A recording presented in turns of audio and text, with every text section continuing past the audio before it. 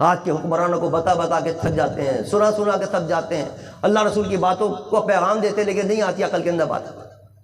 جتنے پاکستان میں حکمراں ہیں اسلام کے خلاف بات کرتے ہوئے آئے، 70-75 سال گزر گئے، سمجھاتے سمجھاتے تھک گئے۔ جو حکمراں تھا کیا کچھ نہیں سنایا، آپ کو پتہ ہوگا۔ آپ کو حضرت قائد ملت اسلامیہ علامہ شاہ بدروانی رحمۃ اللہ تعالیٰ علیہ، ضیاء اللہ کا دورہ ہے اس کو سمجھایا، مشرف کا دورہ ہے اس کو سمجھایا، بے نظیر کا دورہ ہے اس کو سمجھایا، بھٹو صاحب کا دورہ ہے اس کو سمجھایا۔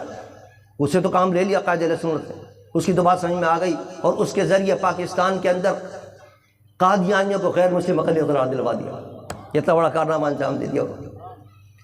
کئی ہے مشرف کو بھی سمجھاتے ہیں، الحمدللہ اسی روش پر ہم بھی چل رہے ہیں، حکمرانوں کو سمجھاتے رہتے ہیں۔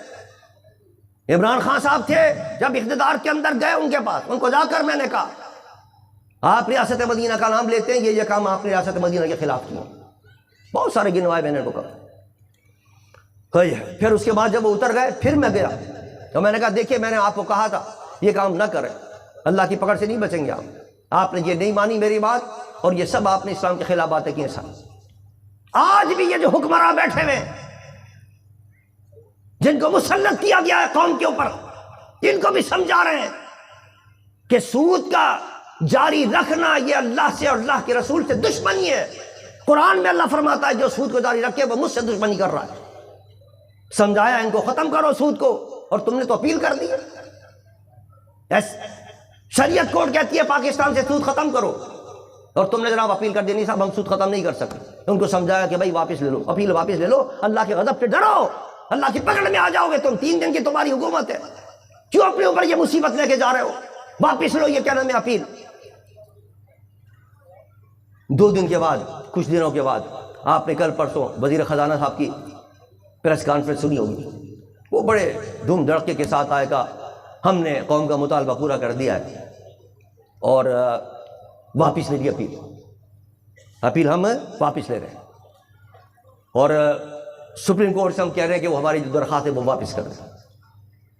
اب عوام تو بڑے خوش ہو رہے ہیں کہ واہ واہ واہ، اور بڑا اسلام کا انہوں نے نام لیا اس کے اندر اپنی پریس کانفرنس، اور کہا ہم اسلام کا نظام نافذ کرنا چاہتے ہیں، اس لیے ہم نے واپس لینے کے لیے درخواست ہم دے رہے ہیں سپریم کورٹ کے اندر کہ ہماری جو درخواست ہے وہ واپس کر دیں۔ بتائیے ان کو شرم نہیں آتی ان لوگوں کو؟ ہم سے عوام سے مذاق کریں تو چلو کوئی بات نہیں، دین سے تو کم سے کم مذاق نہ کریں، دین سے مذاق کر رہے ہیں۔ 2 بینکوں کے لیے کہا کہ صرف اسٹیٹ بینک کو ہم نے کہا ہے اور نیشنل بینک کو ہم نے کہا ہے کہ اپنی درخواست واپس لے لو، اور حضور والا جو بقیہ بینکوں نے جو درخواست دی وہ کون واپس لے گا؟ یونائٹڈ بینک کی درخواست موجود ہے کہ پاکستان میں سود جاری رکھو، حبیب بینک کی درخواست موجود ہے کہ پاکستان کے اندر سود جاری رکھو، وہ کہاں جائے گی درخواست؟ بے وقوف بناتے لوگ۔ آپ وزیر خزانہ ہیں، کیا آپ ان دونوں بینکوں کو نہیں کہہ سکتے کہ تم بھی واپس لو؟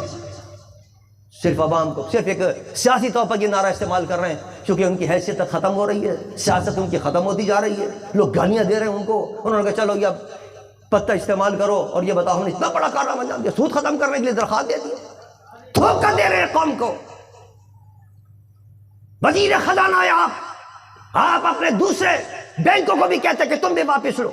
اگر آپ سچے ہوتے، اگر آپ مخلص ہوتے پاکستان سے سود کو ختم کرنے کے لیے، لیکن آپ مخلص نہیں ہیں، اور پھر آپ نے صرف یہ کہہ دیا کہ صاحب وہ واپس لے رہے ہیں، ہماری درخواست واپس کیجئے، اور آپ نے پہلی درخواست میں جو لکھا ہے کہ پاکستان میں سود ختم نہیں ہو سکتا، اس کی یہ دلیل ہے، اس کی یہ دلیل ہے، اس کی یہ دلیل ہے، اس کا جواب دیا آپ نے بتایا کہ ہم جو درخواست دے رہے ہیں کہ پاکستان میں سود کے لیے ہم نے جو درخواست دی ہم واپس لے رہے ہیں، تو آپ نے اس کا کوئی روڈ میپ دیا ہے، کوئی نظام دیا آپ نے کہ ہم یہ نظام لے کے آ رہے ہیں اب اور سود کو ہم اس طرح ختم کر رہے ہیں؟ کوئی نظام نہیں رہا، صرف عوام کو بے وقوف بنانے کے لیے ایک درخواست دے کر وہ کہہ دیا کہ صاحب ہم کہہ رہے ہیں میں پاکستان میں سود کو ختم کرنا چاہتا ہوں۔